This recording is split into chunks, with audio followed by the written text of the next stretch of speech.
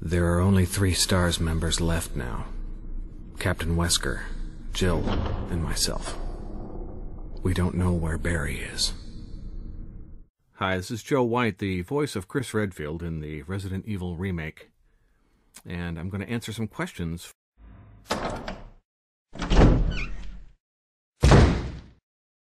They didn't actually get in contact with me. I came to the project kind of through a side door that was unmarked. My wife was working at a company called Sound Deluxe at the time, and it was the sound company where they were doing all of the recording for the remake. And I was there visiting one day, and we were friends with the casting person on the project. And I've been an actor since high school, and had done some voiceover work. Actually, I had done a lot of voiceover work at Disney Animation because I was working there as an artist, and they do a lot of what is known as scratch dialogue. And scratch dialogue is when they're working on an animated movie, they will have people from just artists who are working on the film will come in and do temporary dialogue. They'll record the script for the film, and then that temporary dialogue will be put up against drawings of scenes in the movie to time out the scenes, to kind of test and see if the dialogue is working and how it works with the visuals that are being created. And then once that's all complete and they like what they have, they will get the real actors to come in and re-record those lines and replace the temporary dialogue or the scratch.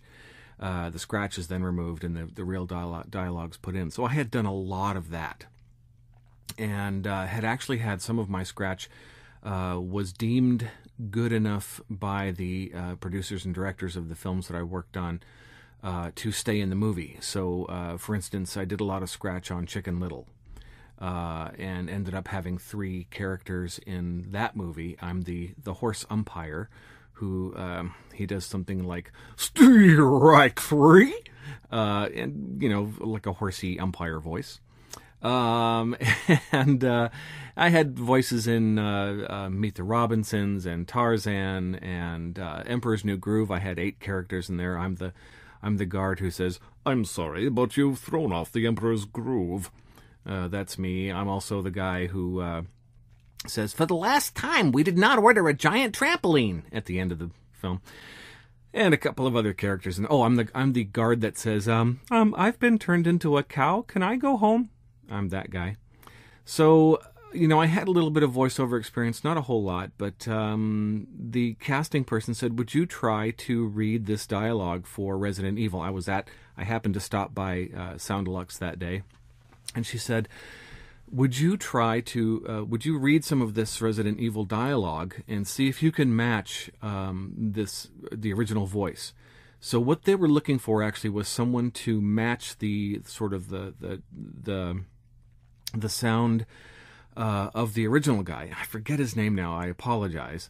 From the original Resident Evil, which I guess I've never played it, but I hear that the dialogue was rather comical, not because of the quality of the acting, but because the dialogue was written very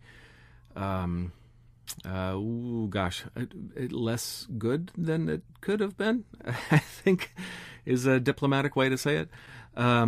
So I tried to match the guy's voice, and our voices were very similar. And so they kind of let me read a few things, and they said, "Wow, you're really kind of doing it. So would you be interested in having this job, doing Chris Redfield for the remake?" And of course I said yes.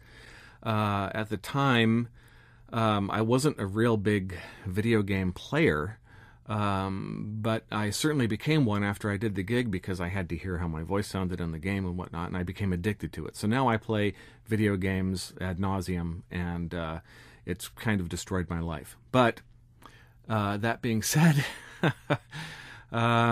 I really enjoyed doing it, and it was really kind of a just kismet. You know, it just kind of happened.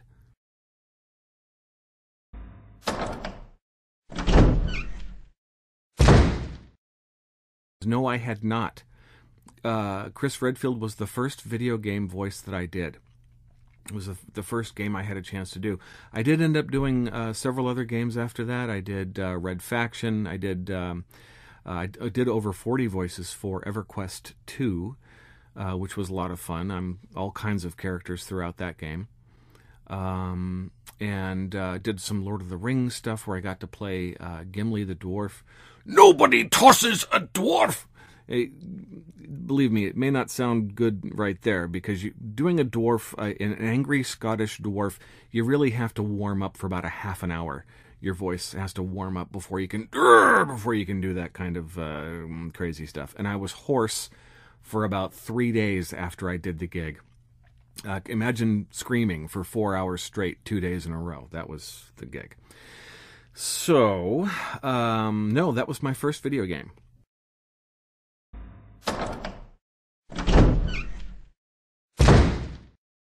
No, I had no idea. I had heard of it a little bit, but I had no idea that it was a big deal and that a bunch of people loved this game. And I had no idea that I was taking on a role that was kind of a seminal video game role, and how much it would kind of become this big thing. I found out afterward, because I saw the numbers that the game did when it was released were phenomenal. But yeah, I had no idea that Resident Evil was a thing before I did the job.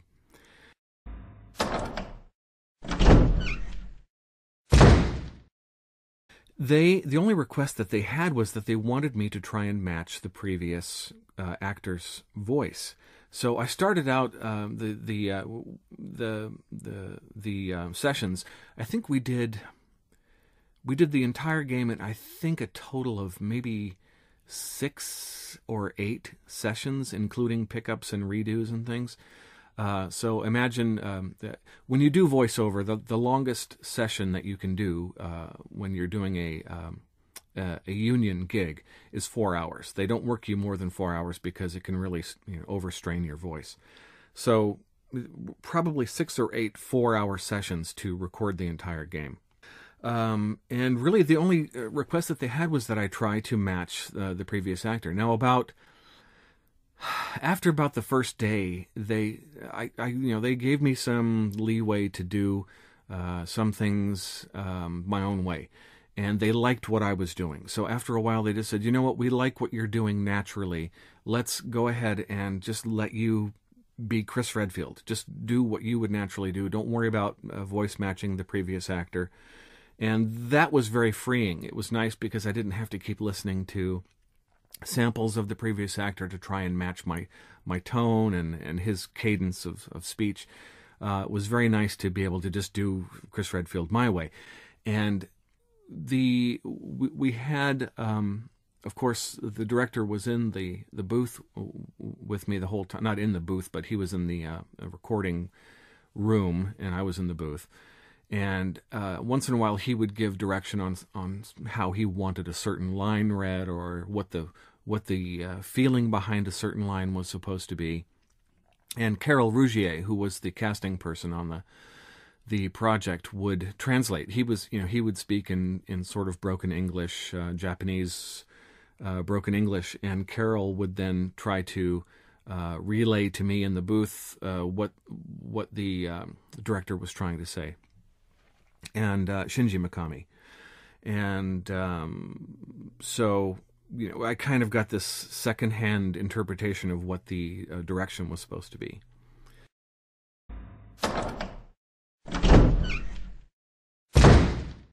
I do, actually, because speaking of the direction of what they gave me, they didn't give me a lot of what Chris's intention was, or who Chris was as a person, other than he is a hero type. But the way that I interpreted that was that he's not not a super kind of superhero type guy. He's just a normal guy. You know, he was just a kind of a normal guy put in a situation. He's a cop. Yeah, he's probably brave, because you got to be brave to become a cop to begin with, to become an agent.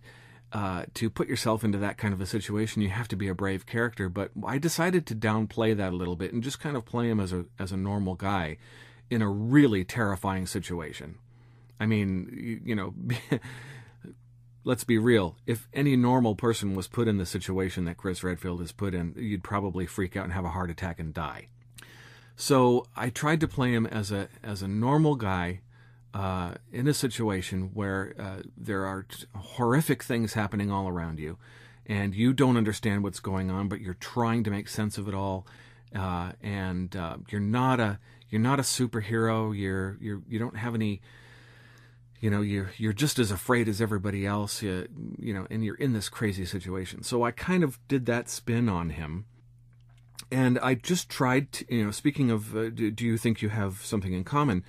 I tried to bring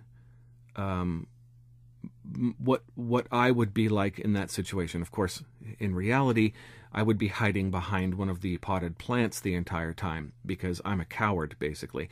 And Chris Redfield goes and does this crazy thing. So, do we have something in common? Yes, our voices. What we don't have in common is the bravery needed to search a mansion full of zombies for clues as to what happened there. I wish I could be more Chris Redfield in real life, but, you know, I am who I am.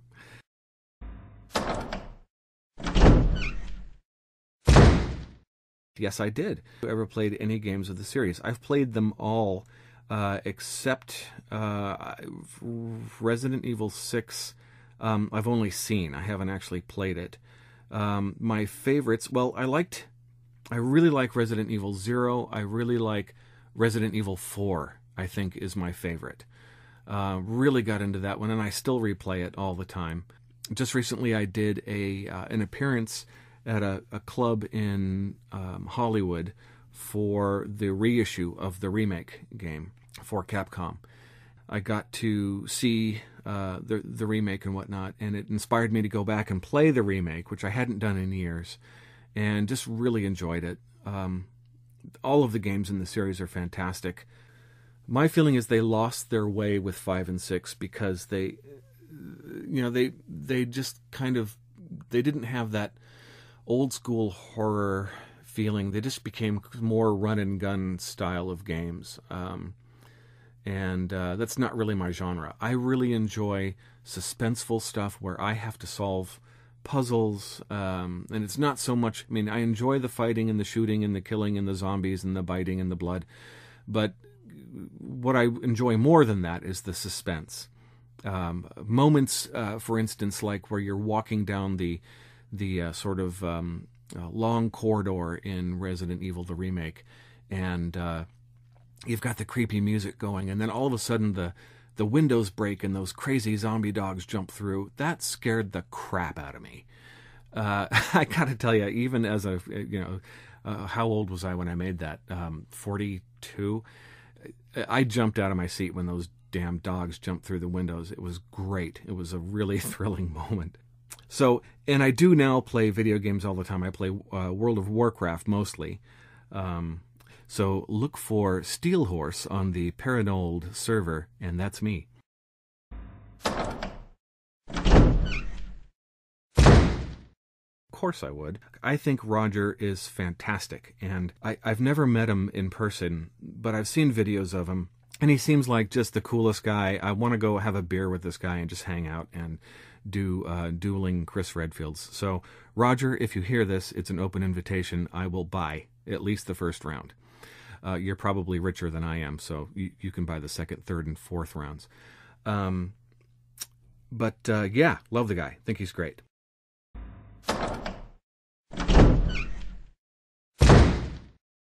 I did not get a chance to meet him, and I haven't heard anything other than that work that he did.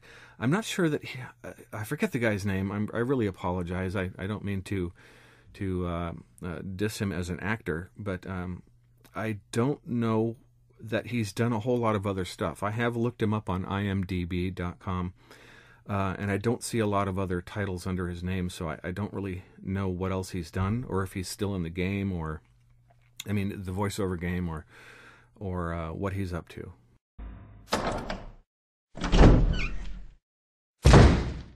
Well, they didn't really react at all, because as a voiceover actor, and you know, I have done some on-camera stuff, but people don't know me. I mean, I've done, you know, little tiny roles on TV shows and things, but nothing where you would say, "Oh, that's Joe White." You know, it's not that I'm recognizable at all. I'm certainly not a celebrity by any stretch of the imagination, and so nobody there knew who I was. So there was really no reaction. Now, I got to talking with a couple of people there, and when they said, you know, why are you here? I said, well, I was the voice of Chris Redfield. And they were like, wow, that's great. Can I get a picture with you? And so I did have a chance to talk to a few people there, and then they did, IGN did an on-camera interview, which was fun.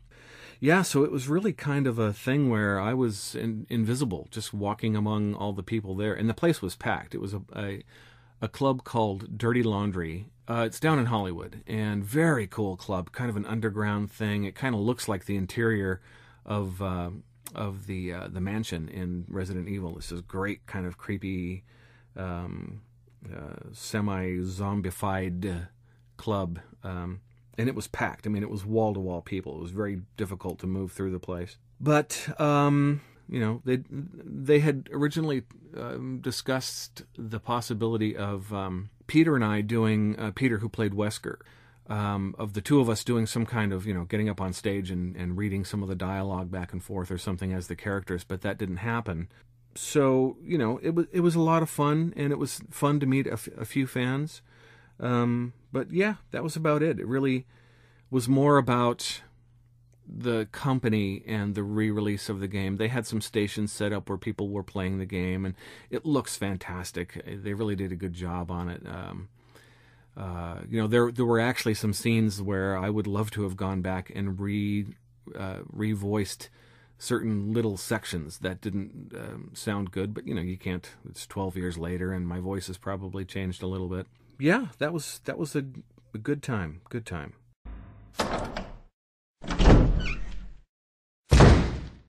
They're fine. They're fun little, you know, action horror movies. I don't really have too much to say about them. They're good. They're great for what they are. The special effects are fantastic. I like Mila Jovovich as an actress. I think she's great. I loved her in The Fifth Element. And yeah, I don't really have too much to say about the movies. I think of the video games and the movies as being two completely distinct entities. I don't really think they cross over much. But if you want to see a good, you know, sort of horror genre film, go see those movies. I think they're great.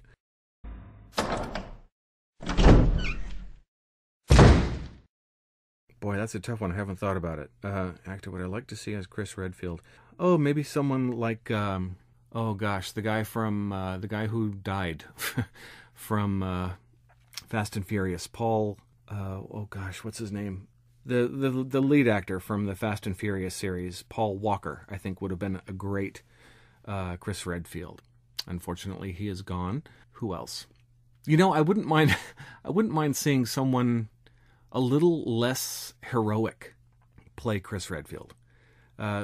Sort of an everyman kind of actor. Maybe Paul Rudd or someone like that.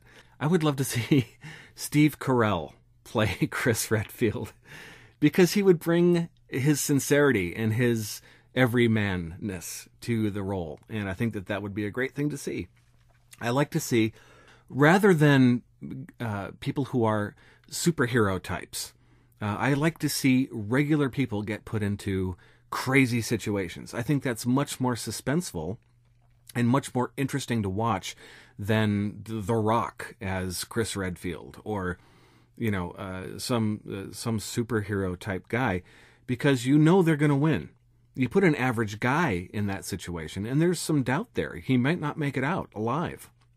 And that's what I want to see. I want to see someone struggling to get through a situation like this. I mean, doesn't that sound more exciting and more? You're sitting on the edge of your seat because you don't know if this guy has the testicular fortitude to make it through this incredible adventure. That to me is much more interesting than superheroes going through and just blasting the hell out of everything.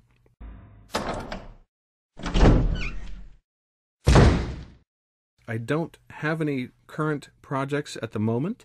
I am auditioning for stuff. My voiceover career is a little bit secondary right now. I work also at Disney as an artist, and I really kind of focus more on doing that stuff and creating animation than my voiceover career. So I kind of take voiceover jobs as they come, but I'm not super actively pursuing my voiceover career at the moment. It's just kind of a sideline.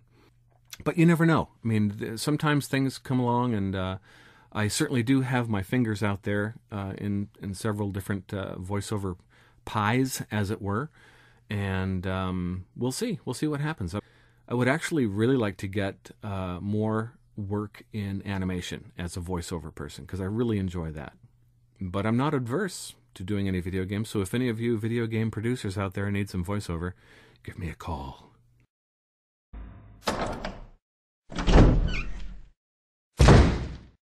You're very welcome. Thank you so much for being interested enough to contact me. Thank you. Thank you so much. I very rarely get a chance to talk about the stuff that I've done, and it's a real honor and a pleasure. And I just thank you all so much from the bottom of my heart. And I hope you all, I hope all your dreams come true, and that you come back and visit the website very often. Thank you also for the good work that you're doing, keeping the Resident Evil community informed and entertained. So this is Joe White, and thanks very much for listening. Bye.